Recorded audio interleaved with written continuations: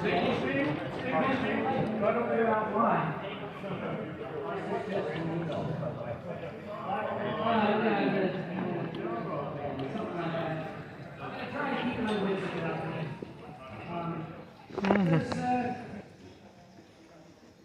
everybody understand the lingo at Anthrocon when somebody talks about the sword? Yeah.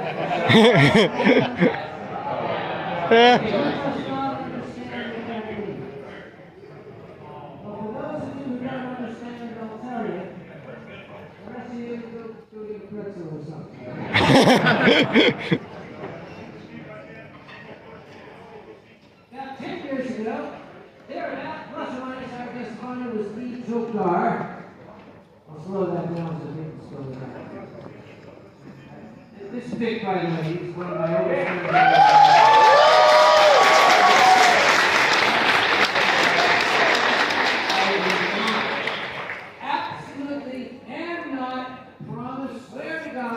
Going to make him say anything like, I am big, look at my colossal biceps that are so sexy. All right now.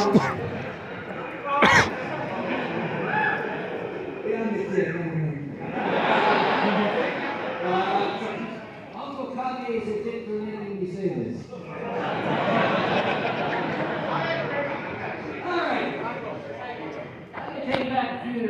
Anthrocon was our guest of honor. Now, he is a voice actor. You might have heard his voice on Michael and a lot of other things. He is also a veteran of the convention circuit. And using his astute powers of perception, he saw me in the lobby, and he got the idea that I was somehow stressed.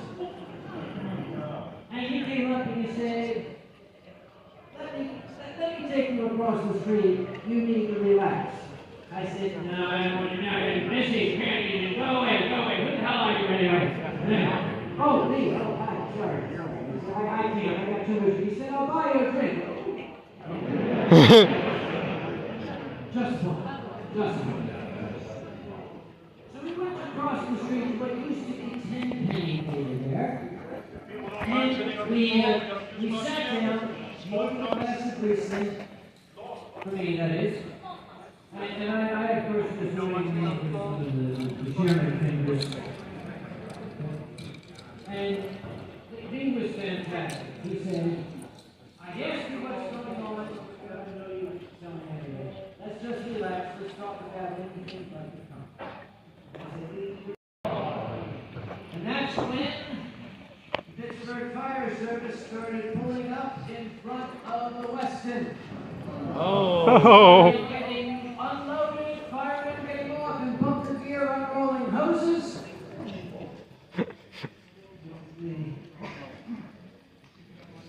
I put the line down and I walked casually across the street.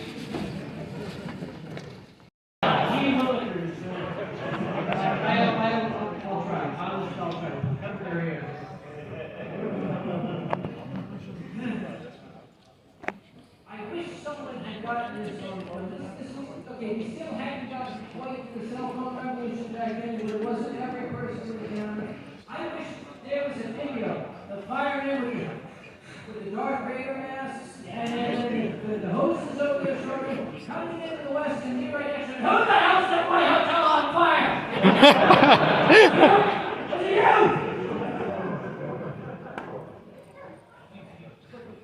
I went storming upstairs to the floor where it had been reported.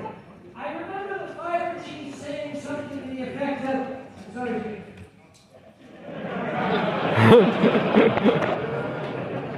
can say that.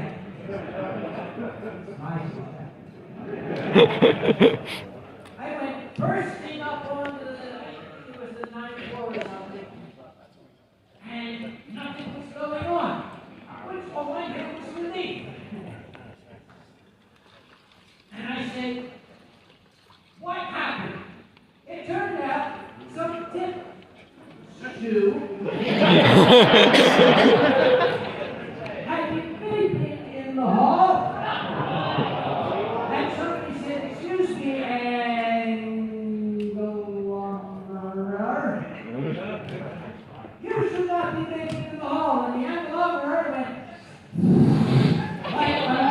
Oh.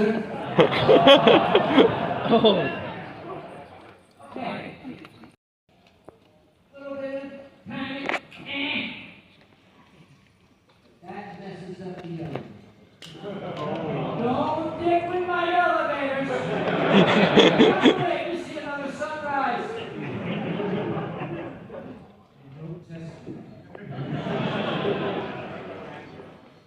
I say, who was it? Nobody can point him out to me. This was a problem because at Anthrocon, my staff had likened me to a samurai sword. Once it's drawn, it must taste blood. I was upstairs going.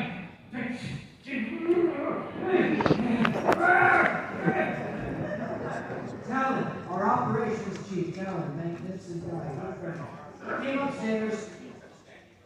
He tried to stop me. I didn't draw on him.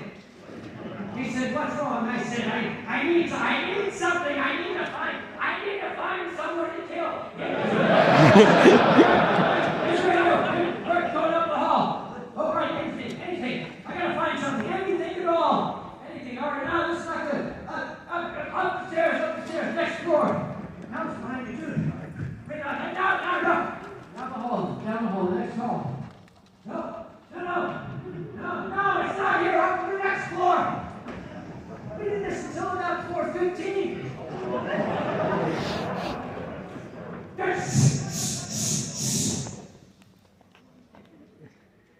I hear a loud crying.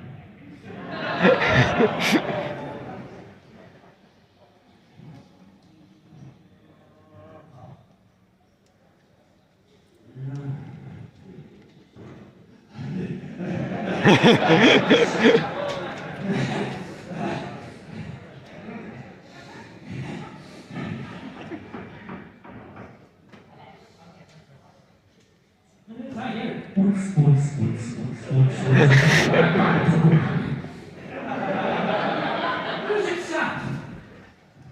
Right there.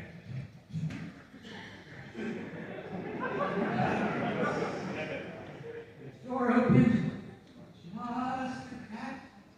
And the face peeked out. And I said,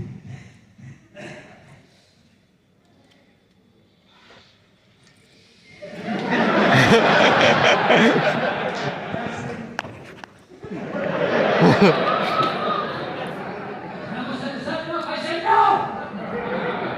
Next floor, up to 16. Get me up to 16. Anything. What do we got here? What? Oh. Use the sign. Take to the door. With duct tape. Oh. The sword was satisfied.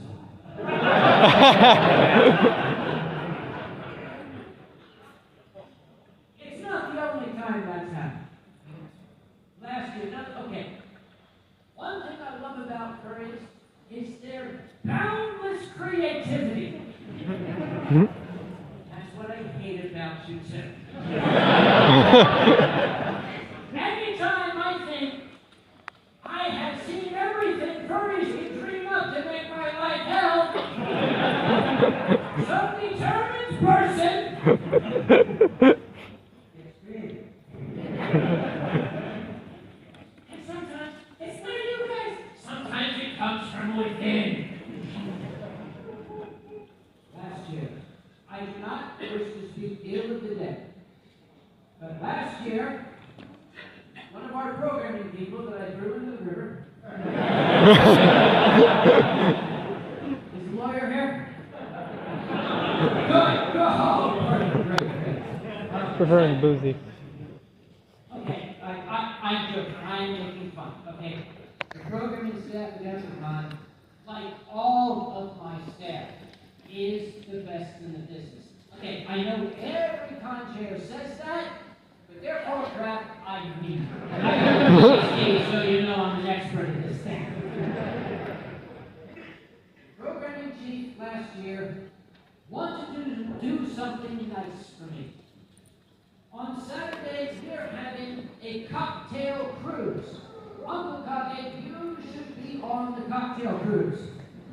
And my answer was, I don't want to go on a cocktail cruise. I gotta be here. What a phone. Hey, people being creative. I don't want to be. He said, trust your staff. They can take care of it. You will enjoy the cocktail cruise. I said, you understand, I won't. I will be so keyed up. I will be so anxious. I will be so upset and nervous the entire time. If I'm up the road in a restaurant, I can kick the door open and be here in 60 seconds flat. If I'm out in the middle of the river, it's going to take me 3 minutes to swim. He said, it will be fine. That's going to be my tombstone, by the way. I said, okay, I'll go on your fabulous cruise.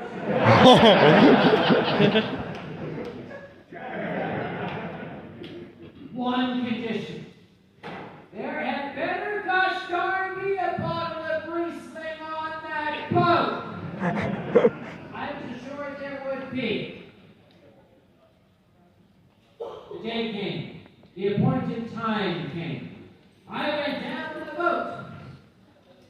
And as I said to the person who was checking your ticket at the front, I said, could you ask the captain a favor for me?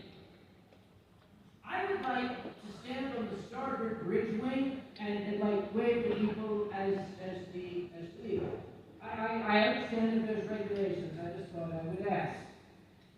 He said, typically we don't allow anybody up near the pilot house, but I'll put the request in. So he came back about 2 minutes later, looked very surprised. He said, actually, the captain said, fine. He asked me to ring you up. Okay. Okay. I was introduced to the captain. I brought my friend Andre for you go tourist, you have to take the cruise. Then the captain shook my hand, and he said, typically we would say no to that request. But you know the starboard bridge wing is, so I figured you're good.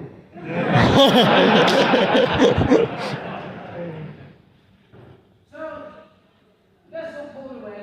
Big paddle wheel, keep on turning, proud Mary burning, all that stuff. I went downstairs. Everyone's settling in. I went to the bar. Oh, listen. I'd like some Riesling, please. She said, oh, we don't have any of that.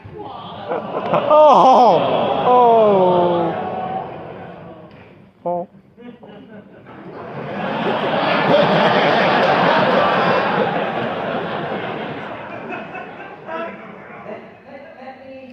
Maybe you misunderstood me.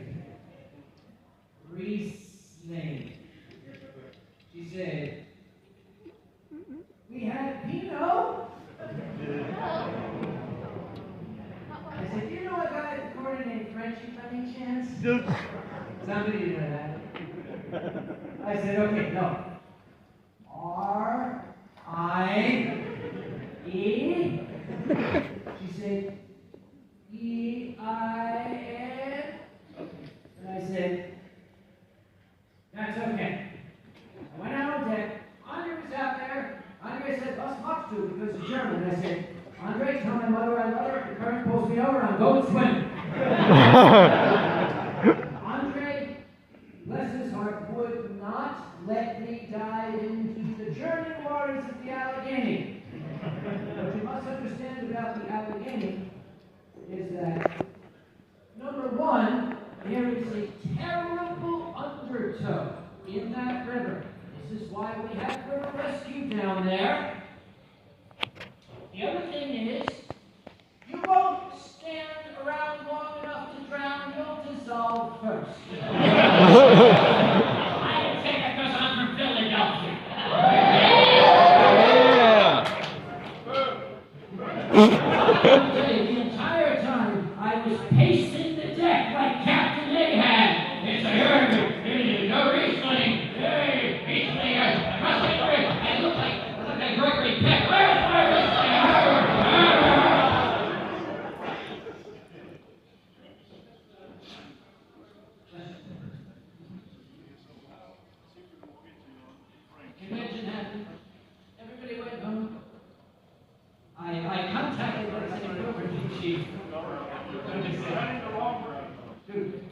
in the wrong way. What? What?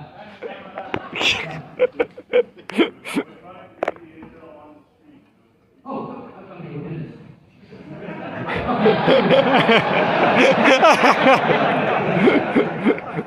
I was going to make another bisect joke. I didn't realize Lauren would take it over. There's another bisect one. Lauren, it's yours.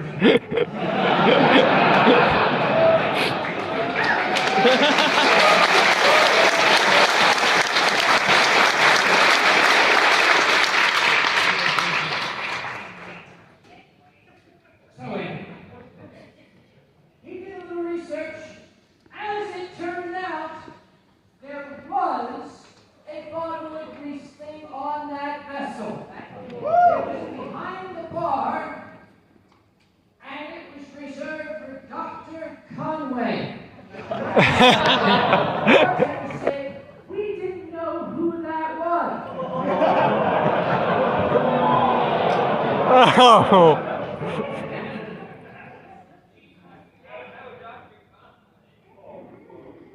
So the sword didn't necessarily import.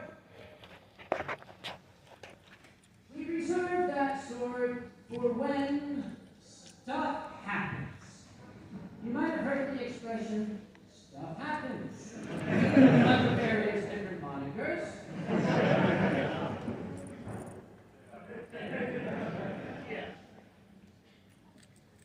One of the few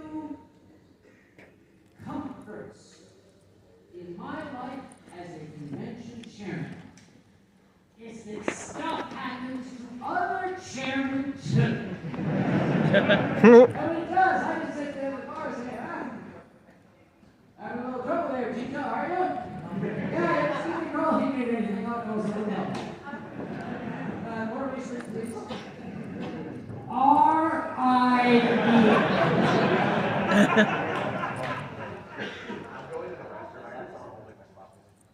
There is another convention I will not name, out of respect. It is one of my favorite conventions. I have deepest reverence for their staff. The only better staff is mine. My staff is excellent. Theirs is only X.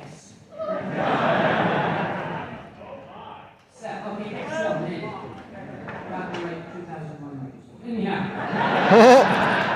That's what's the lawyers back here, right?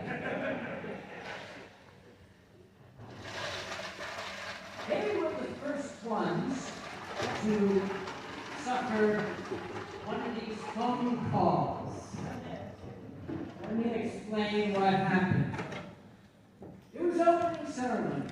I was sitting in the audience. I was sitting with a lawyer and someone, again, I don't want to mention any names, we'll just call him Soda Line. I'm sitting with a lawyer and my buddy Soda Line. That's his name. And opening ceremonies is happening. And, Ken Nash is up there, he's doing song and dance stuff, and everything's going on, and then they start doing the talkifying. And just then, somebody came and tapped the chairman on the shoulder, the chairman left, and things went on. Then the chairman came back, took the microphone away from who was talking, and said, ladies and gentlemen, I beg your pardon, we do have to interrupt opening ceremonies. I looked at Soda Line and the lawyer, I said, get your shit done. That's enough, guys, we're going to be here. Yeah. They've gotten a phone call from some little prickly pear indicating that there was some sort of dangerous device on scene. Ah. They had to get everyone out of the building. Okay, this is the first time this has ever happened to them, and they're like, okay, we don't have a plan for this. Let's just get everybody outside out of abundance of caution. I do want to state for the record, as a long-time emergency services professional myself, it was handled magnificently by the staff. They kept people calm, they got everybody out of the building in record time,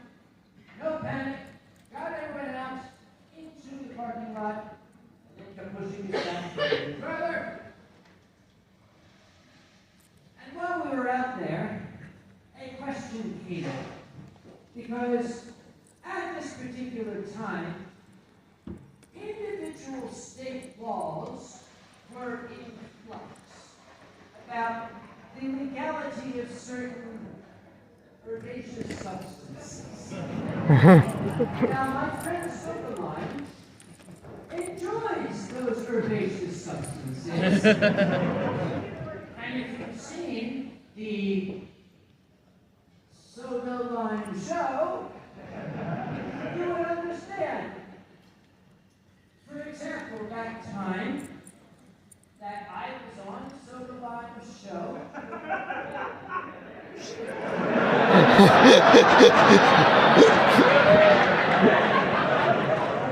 where we had a green screen behind us, projecting some sort of image. Soda Lime actually owns a chroma key green bar. It doesn't show up on camera. I went to Soda Lime and I said, dude, you didn't bring any refreshments to this date, did you? And Soda Lime's face went stark white. Oh. Let's talk to the lawyer. I know the lawyer. Lawyer's standing there with his cane and a cigarette.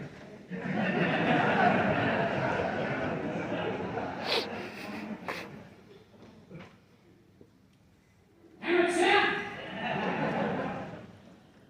No names mentioned. She doesn't really have it. We went to the lawyer. We said, excuse me, Mr. Lawyer.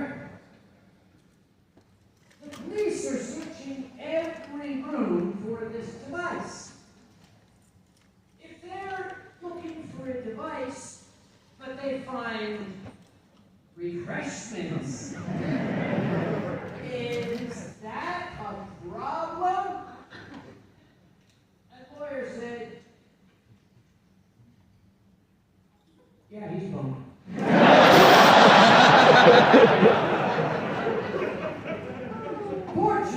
Fortunately, this is a furry convention. I can just imagine the security chief of this con and the police going into a room. Police, here we are police.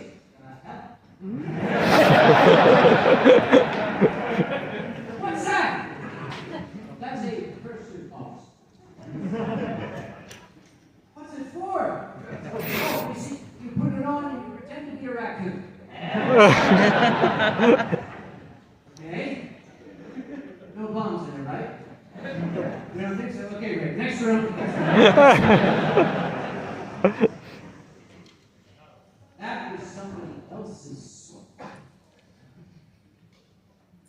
The thing is, I got my list of stories here, and as I mentioned when I first walked onto the stage, this has been an eventful convention already. Sword has come out 3 times. We had this little thing called the Con Horror Stories panel. Yeah. The rule is you have to wait 2 years. Because remember the old adage, tragedy plus time equals comedy. Ordinarily we'll wait till you, and I'm not going to tell you tonight, I'm sorry. Because some of it, the lawyer is still dealing with it. Ah, okay. But as soon as possible, probably not me, probably Soda Lime will start talking about it. Hey, Tom, what's he care?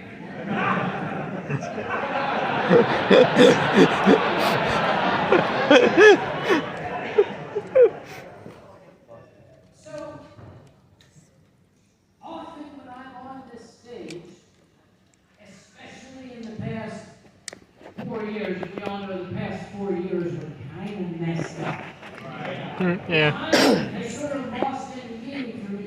I often cannot remember when or to whom I told the story. So if this story is a unique tale to you, again, I apologize. Number one, I'm old. I've probably seen Number two, I think this one bears repeating. I traveled to an unnamed convention in Hamburg, Germany.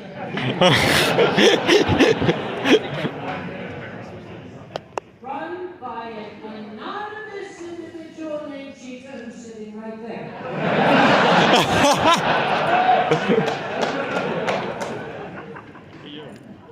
Where's your run?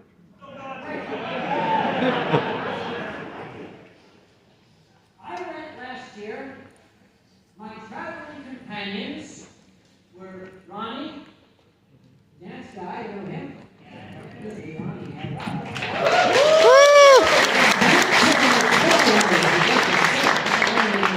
The second most popular written furry fandom after Uncle Kage's story. And a frail, delicate-tasting little old lady in a souped-up motor scooter. She's in a souped-up scooter here.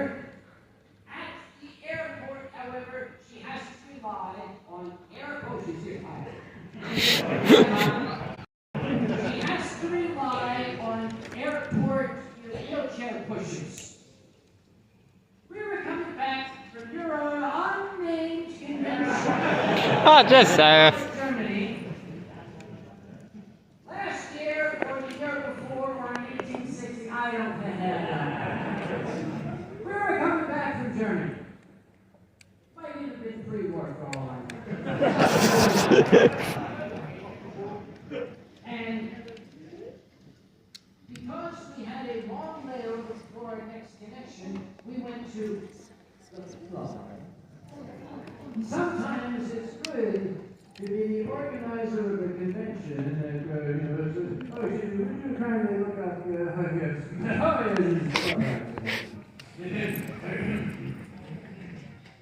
Same like bacon on a couple of occasions. So, we went to the club and we were enjoying some refreshments, not soda wine style refreshments, but, normal refreshments, like ordinary, normal drunks would drink. Not what I meant to say.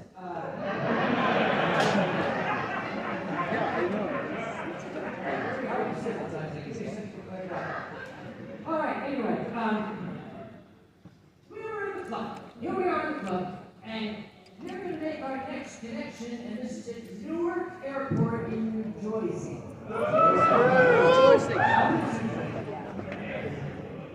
So at least an hour before boarding, we said to people in front, could you get a wheelchair for this nice lady here? And they said, certainly. Well, another 15 minutes went by. I couldn't help but stood on my wheelchair. Excuse me, you have a wheelchair for the nice lady? Well, we called.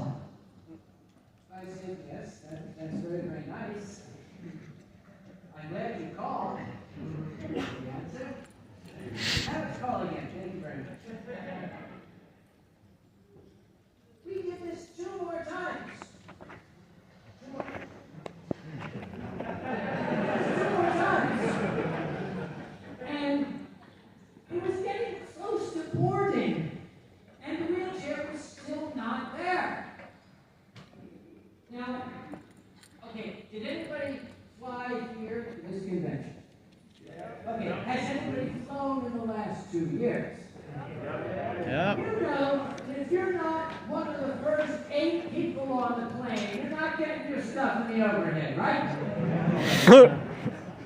We had a lot of stuff because we had, Grandma Kage's makeup case. We had Ronnie's 8 fursuit heads. We had my corkscrew collection. So I said, okay, I'll tell you what. Since I have the basis on this airplane, I'll take all the stuff and I will go down there when they call for boarding for important should say self-important people, all put all this stuff in the overhead. And then when the wheelchair gets here, Ronnie, you and Mom can come down here. It was a little awkward when I got down there with like these 20 packages from the overhead, and all the people looking at me like I'm that guy. I'm telling the ladies, I'm not that guy. I'm 3 guys. People. She said, yeah, but you got 12 cases. I said, yes, but I'm important. Go away. Got on the plane, put all this stuff in the overhead bag, said nobody else gets anything, sorry. And I'm standing there waiting, and other people are boarding me. They're boarding me, I'm watching. They should hear it any time now. Better be. All the other people boarded. Time is passing. And they started to get to the point where no more people were boarding, and they're making like gestures like they're going to close the door. I thought, what the hell? Hey, what do I do? Do I go home without it? Do I take the stuff and say, sorry, I got to get off the plane? I was coming close to panic. Not there. I was just getting to the point where I was going to start pulling stuff off. I saw the lady reaching through the door. And that's when I saw this little puff of white hair coming out in front. And behind it, I saw Ron. I can't do it justice, but it kind of looked like this.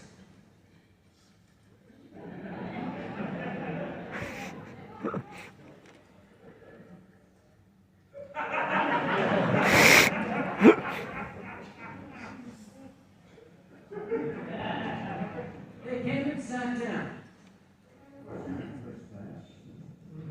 I said, Ronnie, what do you say?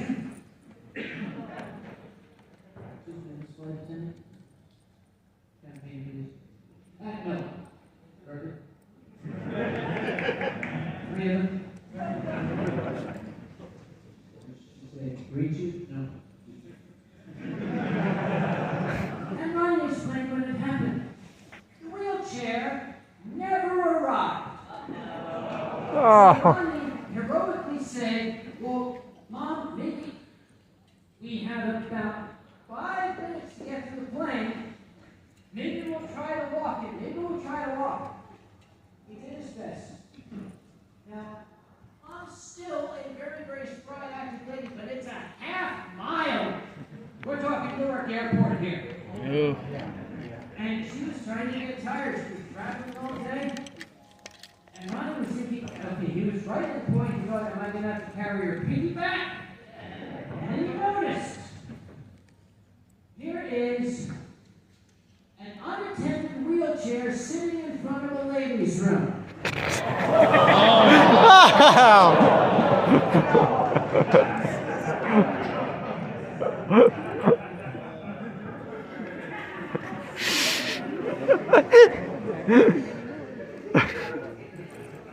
There might still be a lady sitting in the ladies' room.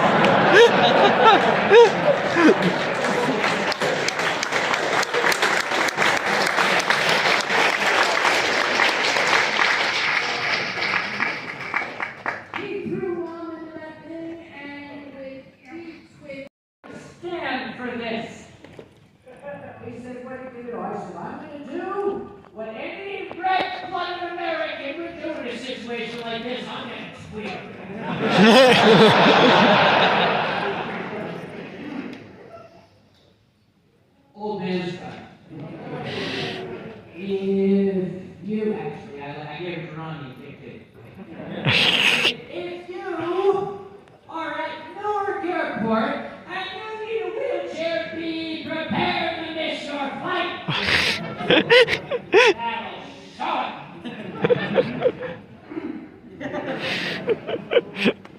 The door closed.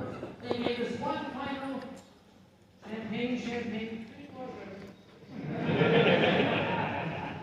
And then the captain came on and said, "Can you put your phones into airplane mode, please?"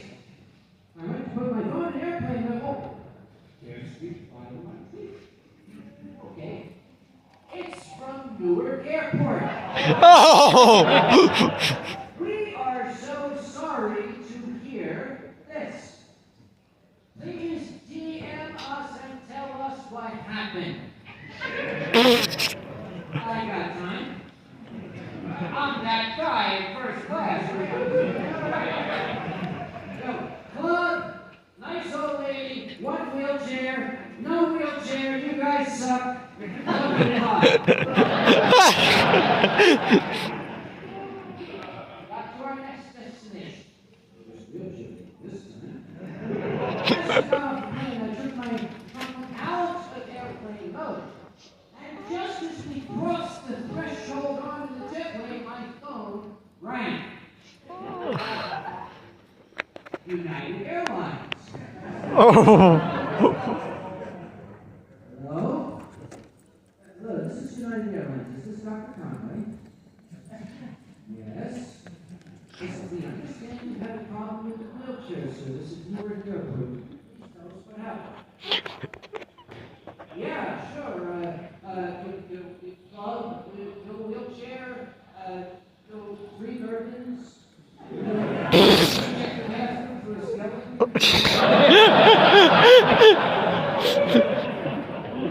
We're so sorry about the inconvenience. Could we offer you a $100 travel budget? It's okay. Don't worry about that. Thank you. Thank you so much. Bye-bye. That's cool. Hey, wait. I sent an angry Twitter. How did they know where to find me?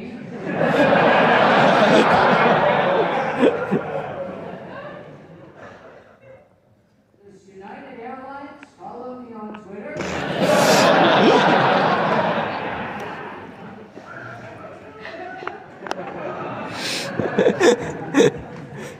I'll leave this here.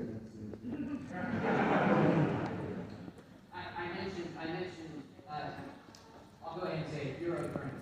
It is one of my absolute favorite meals in the world. When I say I got the best staff in the world, I mean it. They're a strong runner-up. Those guys put so much heart and soul into their show. If you get the opportunity to go to Euro currency in Hamburg, it's spectacular. I was there this past year. Here I am in my first time in Hamburg, Germany. It's like, okay, what do we do? First time in Hamburg. Let's go to a Brazilian restaurant. That sounds good. So the restaurant was like it was like a sub-street level thing. You go down some stairs, and the restaurant proper was over here. But they had this little like semi-private dining room off to the side. So we were sat down in a little semi-private dining room. And the Brazilian waitress came. I'm sorry, is the Brazil for best contingent here? Because they can back me up on this. When the waitress came by and handed us the drink menu, of course, much of it is in Portuguese. This is an authentic Brazilian restaurant. I'm looking down the list. Cachaça de jambu. Yeah, you can look it up. She came by, I said, jambu, proceed. She looked at me and she said, "You know what that is?" I said, "See?" She said, "You still want it?" I said, "See?" So she brought it to me. And it was lovely. It tends to make you a little silly. So, we then had a wine course, and of course we had a wine glass. I can't resist doing this thing on a wine glass. So I go to the table and got it! That's what I heard around the corner. Got it!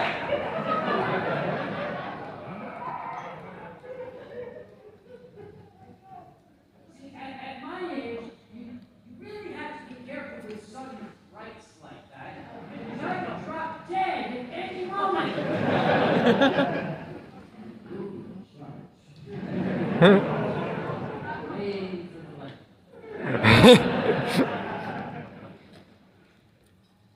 I didn't come in.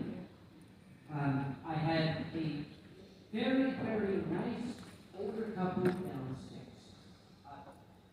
And there have been a few instances where the ambulance has been called because there are another couple of their stairs.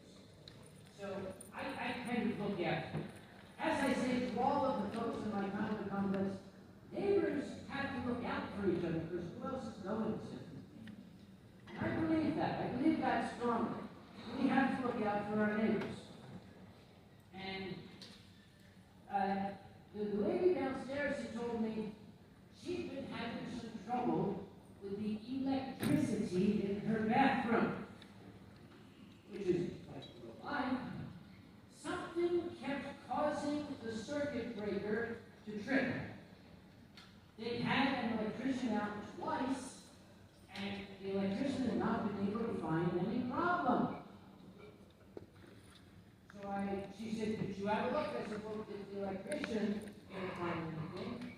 I don't know if I could, but I'll tell you what, there's a furry coming from Norway in a couple of months. He'll look at that for you. He's an electrician. If you ever watch my wine stream, you know who I'm talking about." Uh-huh.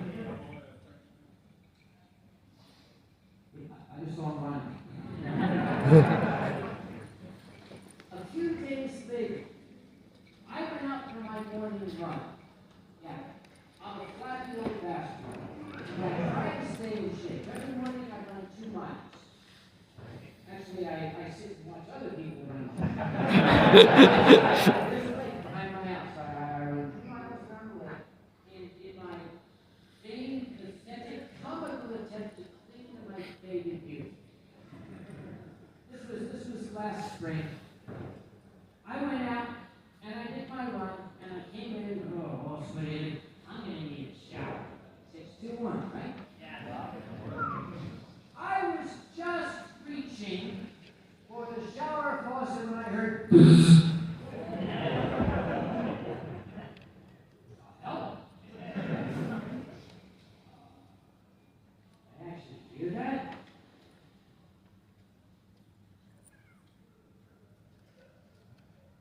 Reach again. I went running out the room. I called my neighbor downstairs. I said, "Okay, that thing down there, is it happening now?" And she said, "No, I don't think so." "Are you sure nothing's going on down there?" And she said, "Yeah." I said, "Did you just hear that loud buzz?" And she said, "Yes, but that was in your phone. It wasn't down here."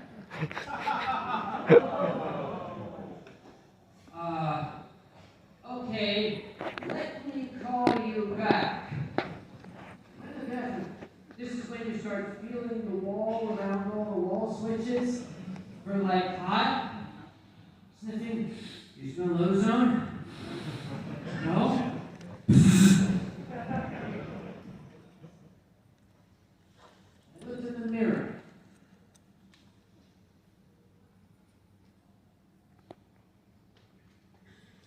And I dialed my neighbor. He said, "It's okay. I found the problem. Don't worry." Because looking in the mirror, there was a cicada sitting on my shoulder.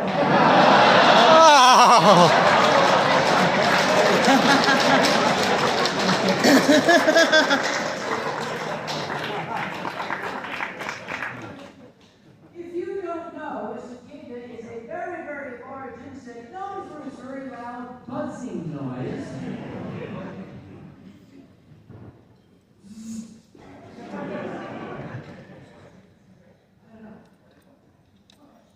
Like Google Translate here.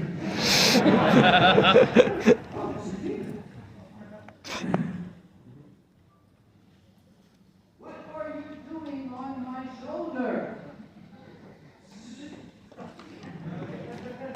Aren't you my cougar?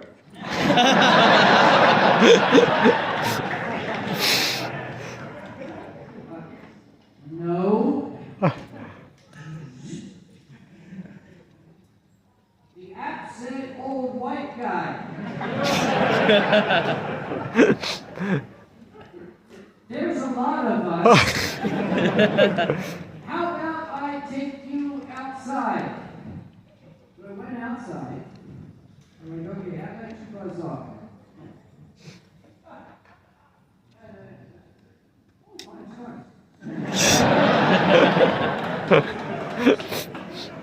All of my stories are true. That story I embellish slightly.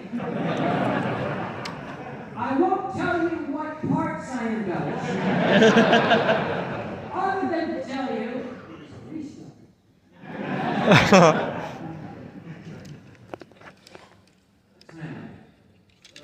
Okay. Somebody asked the program director what time I should. What's in here after this?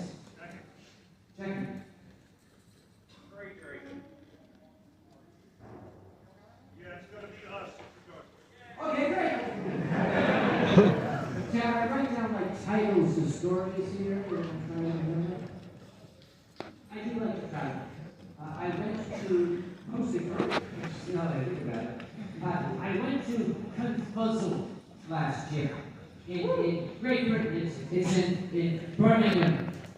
Okay, this is going to be tough for Vic because they leave out all these syllables. So he's going to like be is what he's going to say. And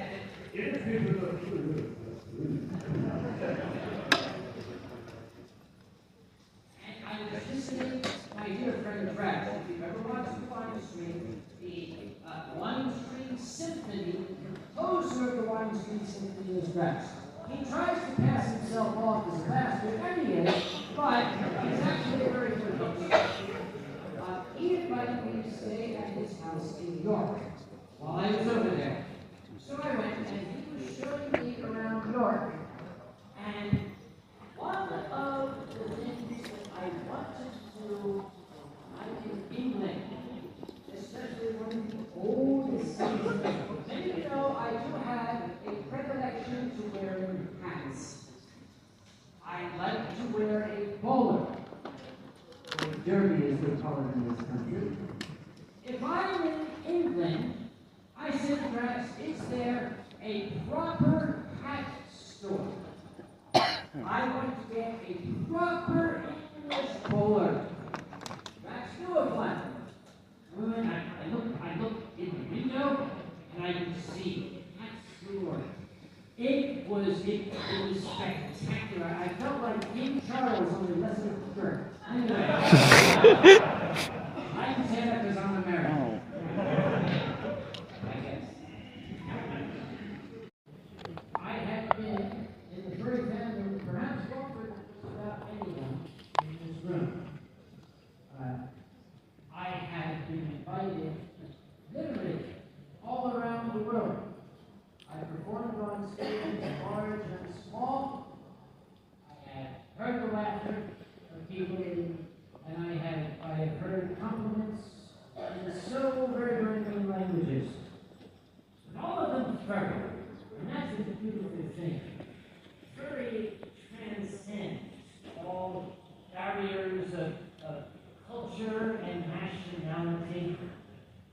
If you take nothing else away from this evening, I just want you to remember, you are all a part of a community that has achieved something that the world has been seeking for years. And let me illustrate it this way.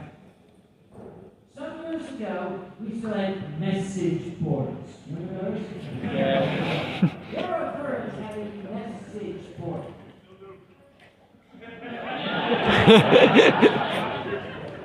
The 90s called. They want their message board.